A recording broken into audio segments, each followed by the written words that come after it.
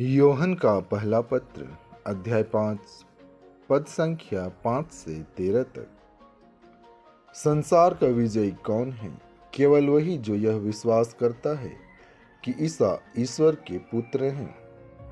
ईसा मसीह जल और रक्त से आए, न केवल जल से बल्कि जल और रक्त से।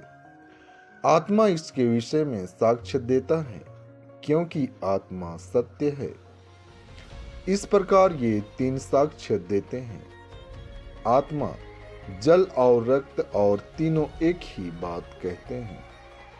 हम मनुष्यों का साक्ष्य स्वीकार करते हैं, किंतु ईश्वर का साक्ष्य निश्चय ही कहीं अधिक प्रामाणिक है। ईश्वर ने अपने पुत्र के विषय में साक्ष्य दिया है।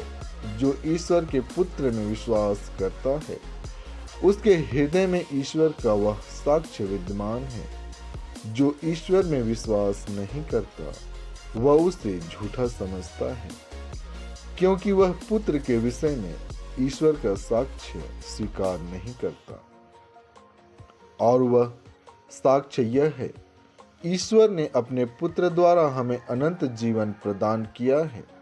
जिसे पुत्र प्राप्त है, उसे वह जीवन प्राप्त है, और जिसे पुत्र प्राप्त नहीं है, उसे वह जीवन प्राप्त नहीं। तुम सभी ईश्वर के पुत्र के नाम में विश्वास करते हो। मैं तुम्हें यह पत्र लिख रहा हूं, जिससे तुम यह जानो कि तुम्हें अनंत जीवन प्राप्त है। आज का पवित्र सुसमाचार संत मार्कुस से लिया गया है। अध्याय 1 पद संख्या 7 से। वह अपने उपदेश में कहा करता था, जो मेरे बाद आने वाले हैं, वह मुझसे अधिक शक्तिशाली हैं। मैं तो झुककर उनके जूते का फीता खोलने योग्य भी नहीं हूं। मैंने तुम लोगों को जल से बपतिस्मा दिया है, वह तुम्हें पवित्र आत्मा से बपतिस्मा देंगे। उन दिनों ईसा गलीलिया के नाजरेत से आए। उन्होंने यरदन नदी में योहन से बपतिस्मा ग्रहण किया।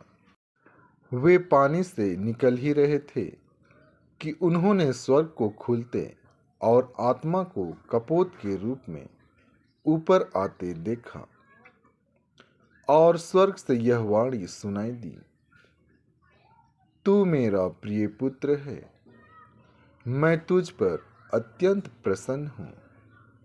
आमीन।